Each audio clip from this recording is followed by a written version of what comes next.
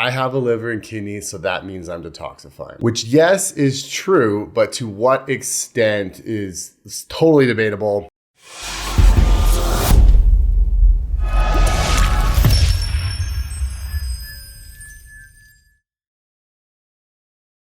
So detox gets such a bad name, and I'm not entirely sure as to why it does. Maybe something to do with influencers, skinny teas, I don't know. But the argument always seems to be from people that I have a liver and kidneys, so that means I'm detoxifying. Which, yes, is true, but to what extent is totally debatable. There are several reasons as to why someone's detoxing would be compromised. There's mold, mycotoxins, there's candida, there's other bacterial overgrowth, there's viruses, chronic levels of stress where you see high heart rates, high heart rate variability or low heart rate variability. So there's a lot of variables that go into why someone would not be detoxifying properly. But in this video, I'm gonna break down exactly like what the 3 phases of liver detox are, very simplistically put though, and what you can maybe use to help kind of promote better detoxification. Now understand there's a lot more complexities to this when it comes to liver detox, but this is kind of like a basic guideline of what you could do. And I'll break down some other avenues like the gut health, how it affects detoxing as well. So we got 3 phases of liver detox. And in phase 1, we have oxidation, hydrolysis, and CYP450 enzyme, which is your cytochrome P450. What this phase is responsible for is essentially making your fat soluble toxins more water soluble. It's the beginning process because this is how we're going to excrete them out of the body. So why we see oxidation is because this phase actually makes toxins more harmful. So this is where when you see people incorporating like specific protocols or whichever, they actually can feel worse because they're not essentially completing the phases. So how I explain phase 1 in basic terms is you are collecting your kitchen garbage, your bathroom garbage, your bedroom garbage, and you're getting it ready to take it out to the curb. The nutrients that we can see that are responsible for promoting phase 1 are B vitamins, choline, vitamin C, magnesium, other minerals. You have your broccolis, your Brussels sprouts. Your broccoli sprouts themselves are really great because they're high in sulforaphane, which you'll see is responsible for phase 2. You can also see that their grapefruit, curcumin, and quercetin will slow down phase 1 activity. So this is where we see like, oh, these are healthy nutrients, but they could actually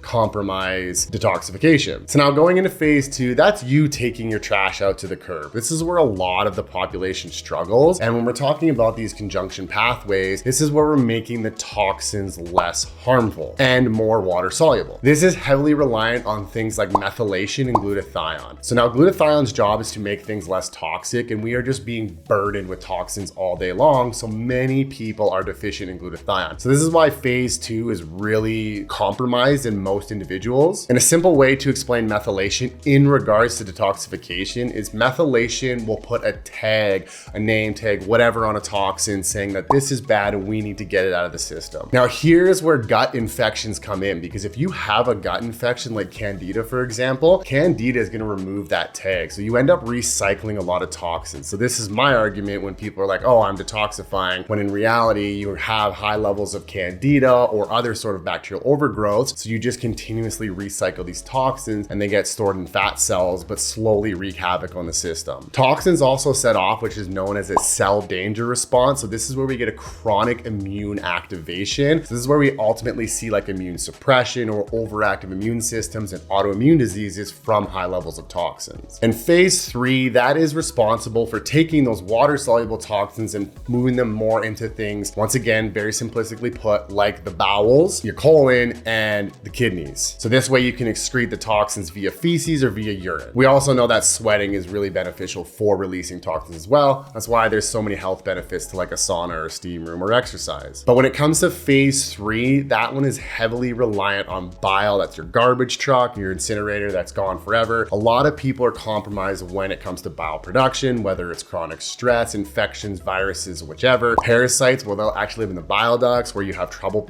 making that bile, producing that bile flow. So this is where we see things like your peppermint teas, your artichoke, dandelion, phosphatidylcholine is really good, and calcium D-glucarate also plays a big role in excreting toxins. So a quick recap on liver detoxification. Phase 1 is you're collecting your household garbage. Phase 2 is you're taking that garbage out to the curb, and phase 3 is the garbage truck. Most people people struggle with phase 2 due to low levels of glutathione and poor methylation, so also low levels of B vitamins, but just chronic stress in general. So some of the best ways you can improve your detoxification is 1, if you have a gut infection, take care of that, and 2, use the nutrients found in this slide, and 3, like I'll always say, manage the hell out of your stress.